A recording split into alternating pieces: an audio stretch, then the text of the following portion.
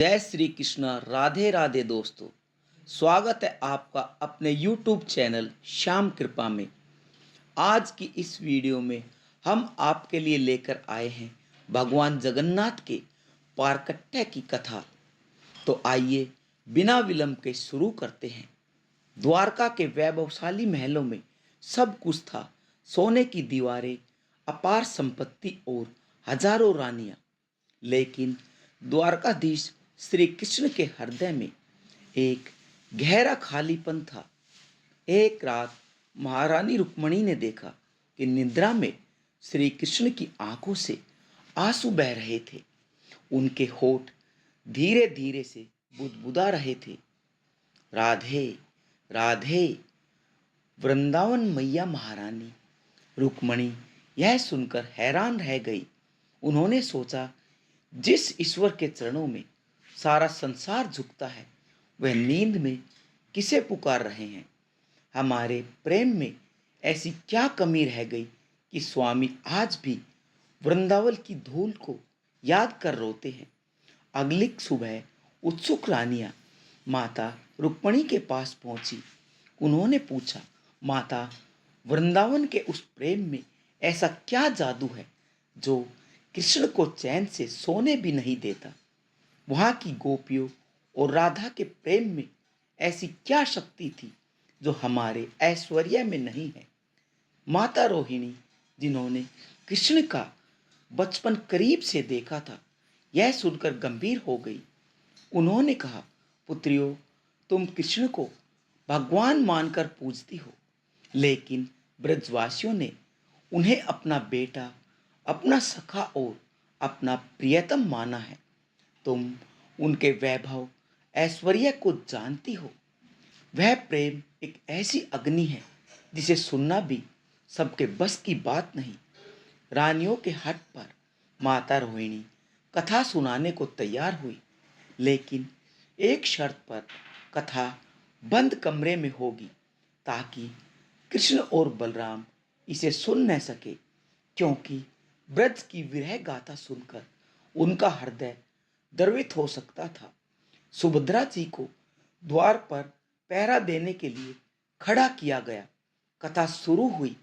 जैसे जैसे माता रोहिणी ने बताया कि कृष्ण के जाने के बाद यशोदा मैया की क्या हालत हुई, कैसे गायों ने घास खाना छोड़ दिया और कैसे राधा सुनने में ताकती रहती है, वहां एक अद्भुत चमत्कार हुआ।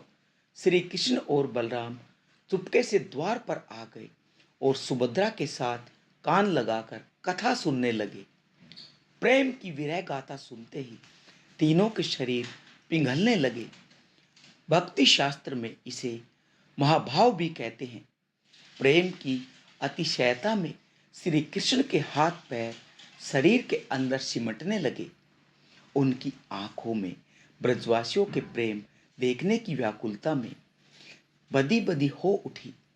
वहां अब द्वारकाधीश नहीं, बल्कि प्रेम में पिघले हुए एक निराकार स्वरूप खड़े थे। सुभद्रा और बलराम की भी यही अवस्था थी। तभी वहां देव ऋषि नारद पहुंचते हैं। भगवान के इस प्रेम विवल रूप को देखकर वे समाधि में चले गए। जब तीनों भाई अपनी सामान्य अवस्था में आए, तब नारद जी ने कृष्ण के चरणों में गिरकर प्रार्थना की और कहा, हे प्रभु, आपका यह स्वरूप जिसमें हाथ पैर सिमटे हुए हैं और आंखें प्रेम में विस्तृत है, यह अत्यंत ही दुर्लभ है। मेरी इच्छा है कि कलयुग में साधारण भक्त भी आपके इस दिव्य जगन्नाथ स्वरूप के दर्शन कर सके। जो वेदों का ज्ञान नहीं रखते, वे भी केवल आपके इस भाव को देखकर मोक्ष प्राप्त कर सके। भगवान कृष्ण मुस्कुराए और बोले, हे नारद, तुम्हारी इच्छा अवश्य पूरी होगी। भविष्य में मालवा के राजा इंद्रधुम्न के माध्यम से मैं इसी रूप में नीलांचल पूरी धरती पर प्रकट होकर आऊंगा। लेकिन मेरा व्यापार कट्टा एक अधूरी शर्त के साथ होगा। भगवान कृष्ण मुस्कुराए और बोले, हे नारद, तुम्हारी इच्छा अवश्य पूरी होगी।